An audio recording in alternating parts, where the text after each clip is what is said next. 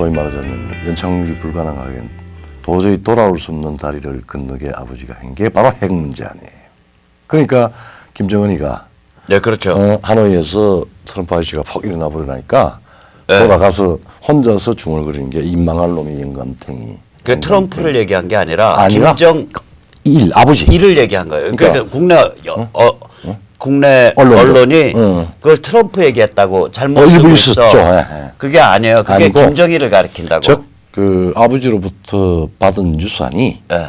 너무나 자기가 감당하기 힘든 이 비정상성을 유산 받고 그걸 풀라고 자기도 좋은 의도는 있는데 그게 풀어지지가 않죠. 풀어지지가 않죠. 자기가 감당할 수 있는 유산이 아닌데. 그러니까 지금 김정은이가 살이 찌고 얼굴이 그냥 이상해지고 한쪽은 노랗고 한쪽은 붉고 눈매도 그렇고 뭐 지금 계속 살은 찢어나가고 예. 뭐 그러면서 얼굴 눈에 충혈되고. 충혈되고 그러니까 이게 이제 이런 비정상적인 상태에서 푸틴한테 뛰가고 뭐 시진핑한테 지금 또 막 투덜거리고 문재인 면박 주고, 면박을 주고 폼페오 까고, 그런볼통 까고, 뭐, 트럼프랑은 친하다고 구라치고. 네, 그렇죠.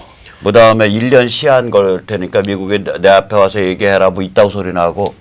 이게 거의. 그러니까 정말 예. 아버지로부터 최악의 유산을 받았네.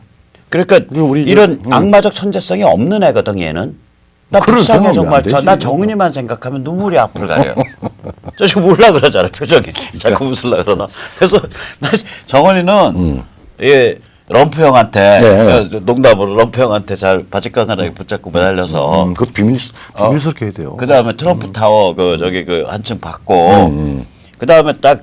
그 싸이를 보시라고 싸이를 보라고 자네 싸이 좀 봐. 싸이의 그 강남 스타일 같은 노래를 평양 스타일로 편곡을 해서 바르면 그냥 유튜브 스타 돼 갖고 그냥 한 번 띄우면 1억 명씩 조회 나오는 거예요. 그거. 근데 지금 아까 전에 얘기했지만은 그럼 잘 먹고 살 텐데 김정일이 자기 아버지가 만들어 놓은 당 조직 같으면은 여동생이 그 감지하면은 여동생이 차우체스코 같이 총을 쏘지 않겠어요? 그게 트럼프 아저씨가 잘 오라고 이야기를 해도 나가다가 뭐 고장난 몰라 여정이가 지 혼자라도 살겠다고 또 이상한 짓 할 수도 있지. 아니 여정이뿐만 아니라 당 조직이 관리된 이게 말하자면 저게 이제 철저히 자기들의 생존만 생각하고 위에 상전을 김정일로 향하는 그런 복종 체제가 만들어지고 인간의 그 소위 복종한 로봇을 다 만들었는데 거기에 제일 위에 책임지는 제1인자가 튀겠다고 하면은 여동생인들 같이 데리고 가면 모르겠는데 오빠 너 이거 혼자 갈 수 없어. 그리고 밑에 자기와 밑에 핵심들이 비행기 그 별로 미국까지 가지도 못해 그거. 그러니까 나는 그때도 그 생각했거든. 하노이 때 튀었어거나. 그러니까 그게 싱가포르 때 튀었어요. 그게 마지막 찬스였죠. 나는 그렇게 생각해. 네. 정말로. 그래서 우리가 논리적으로 북한이 지금 방금 이야기했던 대로 정말 아주 극비리의 항복심을 아니면 돌아가는 열차에서 튀어내렸어야 돼. 푸틴 가는 잘 봐야 되겠네. 이번 푸틴 만나러 가서 튀었어야지. 트럼프가 그랬잖아요. 지난번에 우리 문재인 갔을 때 이번 푸틴 만나러 가는 게 푸틴한테도 고맙다. 그리고 왜냐하면 국경 관리를 잘 해줬어. 국경 관리를 잘 해줬어. 이번 푸틴은 국경 관리 잘 할 거 아닙니까? 이게 이제 조금 저희도 좀 이상해지려고 그러네. 그런 이야기가 나왔는데. 그거 진짜 생각해 볼 만한 일이에요. 아니 김정은 살려면 이번에 푸틴 만날 때 튀어야 돼. 그러니까 어쨌든 간에 우리가 뭐 정상적인 눈으로 보면은 김정은이는 정말 최악의 유산을 받아가지고 불쌍해. 그 최악의 유산을 자기 힘으로 그걸 잘 그 빚을 사실 국제사회에 대한 빚인데 갚아낼 수가 없습니다. 그러니까 망해가는 예를 들어서 이런 상상해 보세요. 망해가는 빚 좋은 개살구 그룹사를 상속한 재벌아들. 비참하게 되죠. 그러면 어렸을 때부터 자기는 그 큰 기업의 오너의 아들로서 아이덴티티가 잡혀 있고 그거에 익숙해져 있고 그거가 자기 삶이라고 받아들여 온 애거든. 근데 어느 아침에 아직 경륜도 아직 안 돼서 불과 30살 때 그걸 물려받았어. 그러니까요. 그래버리면 근데 또 아버지가 성질이 개 지랄 같아가지고 이상한 방식으로 운영해 온 거야. 이거 그렇죠. 시스템도 안 잡아놓고 안 잡아놓고 그냥 저기 그 말단 사원까지 다 1대1 관리, 그것도 비밀 조직으로, 비공식 조직으로. 그렇죠.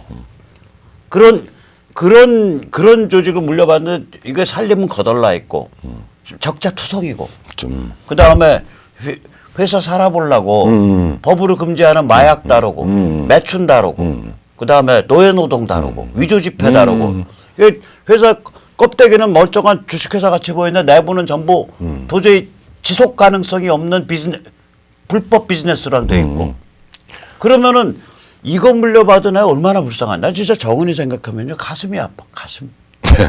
그러니까 북한은 김정일 그 NPT 탈퇴 그 93년 3월 18일입니다.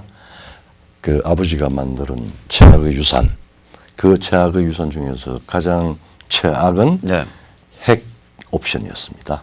그게 예. 그로부터 사반세기가 지났죠. 25년이 딱 지나고만 예. 돌아오지 않는 다리를 건너서 예. 가서 돌아올 수가 없어요.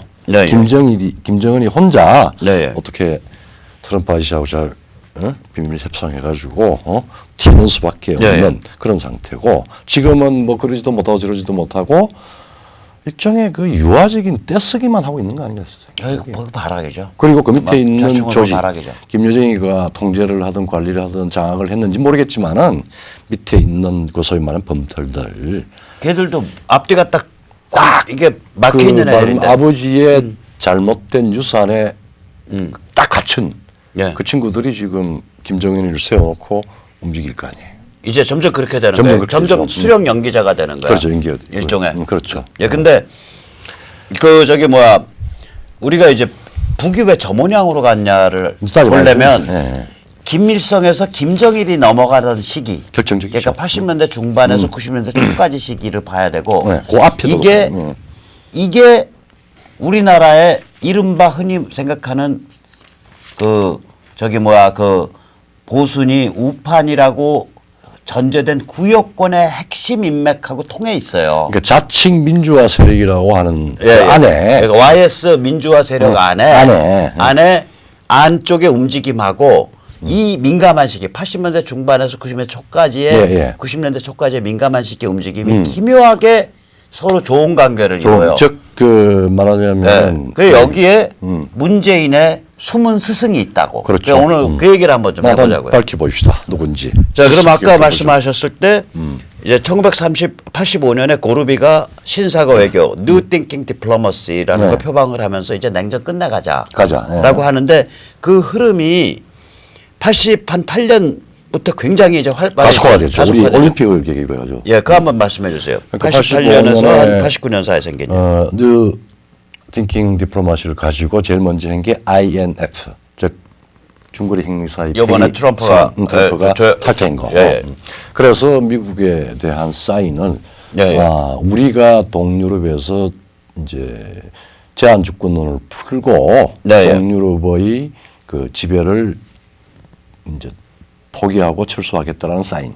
즉 그 소련과 나토의 핵 경쟁을 하지 말자. 그러니까 85년부터 사인이 올라오죠. SS-20하고 SS-20하고 퍼싱2 이게 뭐가 필요하냐. 네, 그게 중거리 핵미사일. 중거리 핵미사일이죠. 예, 그러니까 잠깐만. 이 조성환 교수님이 그 당시에 노재봉 선생을 모실 때지. 아, 그때는 저 유학 딱 시작했을 때가 파리 시작. 근데 85년입니다. 그 직후에 이제 돌아와서 노재봉 선생을 모셨잖아. 그 국무총리 하시죠. 세종연구소 있다가 이제 모셨죠. 그러니까 이거를 굉장히 세세하게 기억을 해요. 주요 정책의 그 상황에서 어떤 굉장히 동일한 그때 집권당 YS의 전국 1번 노태우 말 YS 때 저기에 그때 일어난 일을 정확히 기억하죠. 그래서 이제 그래서 고르비가 나와서 세계 질서를 변경시키겠다라고 하는 일방적인 선언을 하니까 은퇴했었던 묘양산에 가서 이제 특각에서 이제 상황으로서 은퇴했었던 김일성이가 다시 나옵니다. 다시 나와서 지금 당 중앙은 손을 안 대요. 그건 아들이 이미 장악을 하고 있으니까. 그리고 대신 북한도 사회주의를 했으니까. 국무, 그래서 국무원을 그러니까 장차관들, 뭐 장차관들, 공무원, 예. 총리들, 예, 내각이라고 내각이라고 그러죠. 북한에서는, 예. 내각이라고 그러고 이제 말하자면 이제 국무원을 다시 정비를 합니다. 왜? 그렇죠. 현란한 외교가 벌어질 거고 또 경제적인 변화도 필요할 거고 뭐 이런 식으로 해서 이제 경험 많은 자신의 경험으로 국무원을 장악을 다시 이제 친정으로 하고. 그러니까 조금 대담한 소리를 하면 예. 소련 그때는 이제 소련이 살아 있고 중국이 이제 북한이 소련 입김을 많이 받을 때니까. 그렇죠. 예. 중국과 소련 양쪽에서 원조를 받는데 원조의 절대적 총량이 소련 쪽이 훨씬 그렇죠. 많을 때니까 많죠. 80년대 그러니까 소련 쪽에서는 야 지금 세계 질서가 이제 탈냉전으로 가는 거야. 그러면 너희도 이제 다시 튜닝이 돼야 돼.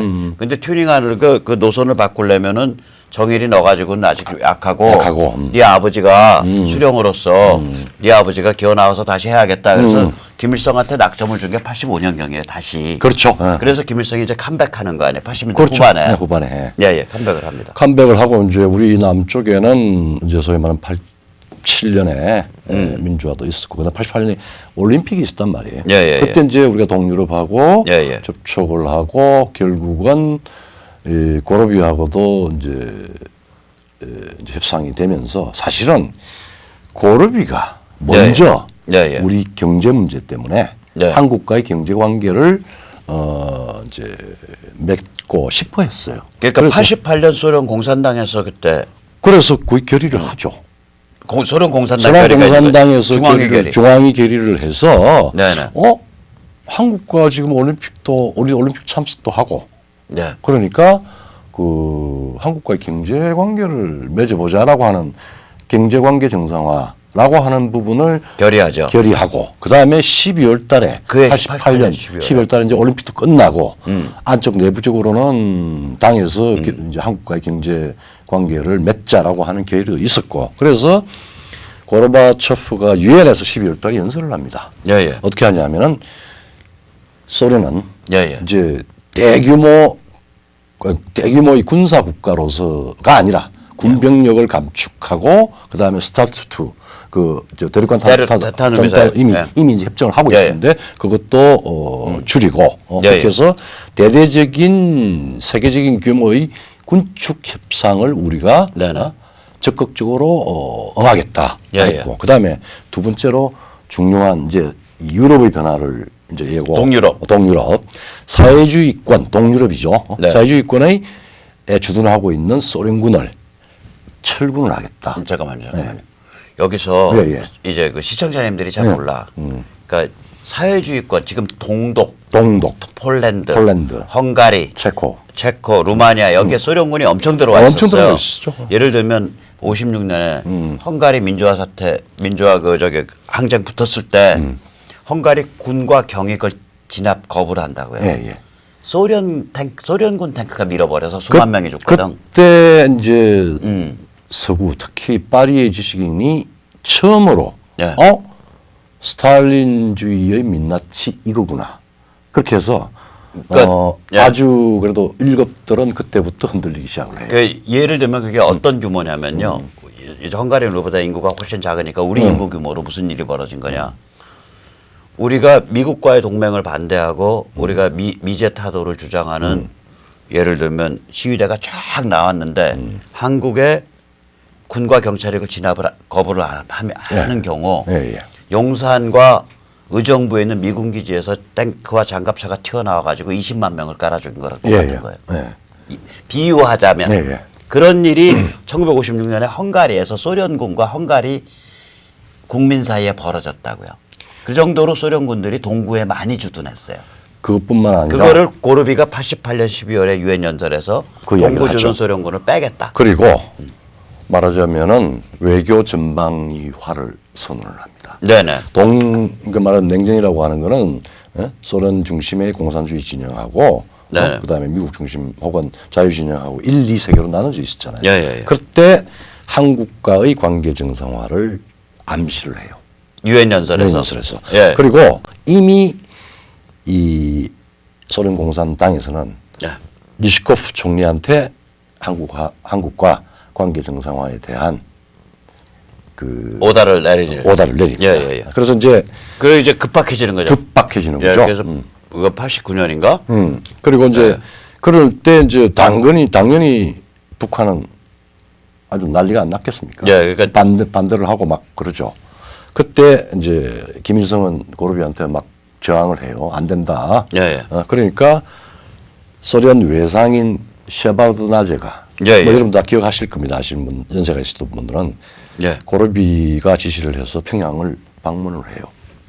그러면서 이야기를 바로 던집니다. 예. 우리는 남쪽하고 대한민국하고 ROK하고 관계를 새로운 관계를 맺겠다. 89년에 방북을 해서. 방북을 했어. 예. 그리고 그러니까 뭐 난리가 나면서 거기에 겉으로 그는 이제 이미 공개적으로 드러납니다. 근데 네네. 드러나지 않는 중요한 조치가 하나 있었는데 예. 세바르드나제가 김일성이한테 예. 핵 무장 김일성이는 핵 프로그램. 핵 개발이죠. 예. 핵 개발이죠. 핵 개발 프로그램을 사실은 포기해라. 56년부터 계속 지속적으로 뭐 여러 시도를 자기의 했지. 기술을 가지고 여러 가지 시도를 했는데 안 되고 그냥 됐지만 계속 지속하고 있었어요. 그러니까 세바르드나제가 김일성이한테 핵 개발을 중지할 것 중지하라. 예. 그리고 NPT에 가입해라. 네, 비확산 조약. 즉 비핵산 조약에 가입하고 네네. 너네들도 예. 새로운 세계에 적응하라. 예. 그렇게 이제 지시를 해요. 예. 그러니까 김일성이가 다시 역 옵션을 낸 게 예. 그러면은 남쪽에 있는 예. 대한민국에 있는 미군의 전술핵 예. 그걸 빼주면은 생각해 보겠다. 예. 근데 그것뿐만 아니라 남쪽에 우리는 이미 원자력 발전소가 대거 언제 우리 시작했지. 기간 예. 에너지로서 다 이미 건설이 되어 있는 상태니까 네. 그것까지 다 없애주면은 검토하겠다. 그러니까 탈원전 정책은 89년에 북한에서 먼저 오다를 때렸네. 그게 제일 먼저 세바르드나제가 가서 NPT에 네. 가입하라고 지시하고 핵 개발 금지하라고 지시하고 난 뒤에 평양에서 나온 대남 선전은 한반도 비핵지대화입니다. 한반도 비핵지대화 안에는 미군의 전술핵의 철수뿐만이 이게 아니라 아니라 한국의 원전 다 닫아 걸어라 해체해라. 그게 89년에 북한에서 처음으로 나온 얘기인데 그게 29년 전에 29년 30년, 후에 30년이 지나서 지금 이제 실현되고 문재인 각하께서 그 지령을 열심히 수행하고 계신다고까지 말할 수 있나요? 그렇게 의심받을 수가 있죠. 어휴. 의심이 아니라 뭐 사실은 그러니까 결국 그 얘기는 무관하지 않았습니다. 그러니까 30년 만에 그 지하에서 김일성이가 아주 소원성취했네. 30년의 꿈이 이루어졌네. 예. 어쨌든 그건 조금 있으면 다시 재검토해야 될 거고. 그래서 이제 북이 89년에 소련의 압력에 의해서 NPT를 가입하죠. 그래서 이제 결론이 난 게 예. 북한은 핵 개발을 중지하고 NPT에 가입하는 걸로 하고 그다음에 미국은 전술핵을 철수하는 걸로 하고 그다음에 남북한 간에는 한반도 비핵화 공동선언을 합니다. 그거는 비핵지대화가 아니라 원전은 놔두고 미군의 핵이 나가고 그다음에 남북한에는 두 가지 남북한 불가침 선언을 하고 그래서 남북기본합의서가 뒤에 만들어져요. 그리고 한반도 비핵화 남북기본합의서하고 쌍둥이로 한반도 비핵화 공동선언을 남북한에 하게 됩니다. 그런데 잠깐만 여기서 두 가지요. 우선 미국의 전술핵을 빼준 거가 한국 한반도 배치 전술 빼준 게 그게 반드시 북한 눈치를 보고 한 게 아니라 전술핵 자체가 지능화되다 보니까 그렇죠. 미국의 입장에서는 그러니까 해외 기지에 배치했던 전술핵들을 다 걷어들이는 추세가 있었어요. 그게 부시와 고르비의 합의일 수도 있습니다. 그래서 이제 미국은 전술핵을 뒤로 빼고 있고 그것까지는 오케이인데 여기서 이제 미국이나 대한민국 정부가 당시에 이해한 한반도 비핵화는 미국의 미군 기지 전술핵 무기를 빼는 것만 포함되는데 쟤들이 주장하는 한반도 비핵지대화는 한국의 원전까지 닫아 걸어라예요. 그죠? 그러니까 이제 시청자님들이 그 한반도 비핵화, 한반도 비핵지대화 30년 전 용어로 쳐서 그 둘을 구별해 주셔야 되고 지금 문재인이 하고 있는 탈원전은 30년 전에 북한이 지령한 한반도 비핵지대화. 한반도 비핵지대화의 실현입니다. 이건. 그래서 이야기를 하면은 그거 지금 똑같습니다. 평양의 김정은이 이야기하는 한반도 비핵화하고 우리 문재인이 이야기하는 한반도 비핵화는 사실상 그 근거가 30년 전에 30년 전에 한반도 비핵지대화입니다. 되는 한국에서 거예요. 원자력은 예. 깡거리 다 없애라. 예, 그러니까 원전 다 닫아 걸어라. 다 닫아 예, 그 얘기예요. 자, 예, 예. 그건 저기 예. 중요한 사실 예, 예. 아주 저 1급 전문가들이나 정책을 담당했던 사람들이 아니면 잘 몰라요. 예, 예, 예, 예. 자, 그렇게 해서 이제 어떤 남북 관계가 이제 쭉 김일성이 플레이를 하면서 그 당시에 북한을 그러면서 연창국 방향으로 나아가고 있었단 말이에요. 그렇죠. 나가고 있는 데에 이제 다른 변화들이 막 중요한 변화들이 막 생겨나잖아요. 거기서 아니 조금 더 구체적으로 이야기해야 될 게 김일성이가 연착륙을 했었던 거는 자 우리가 올림픽을 계기로 해서 북방 정책이 되면서 소위 말하자면 북방권 외교 정상화. 대한민국이 예. 말하자면은 외교가 반쪽 외교가 아니라 전방위화가 됩니다.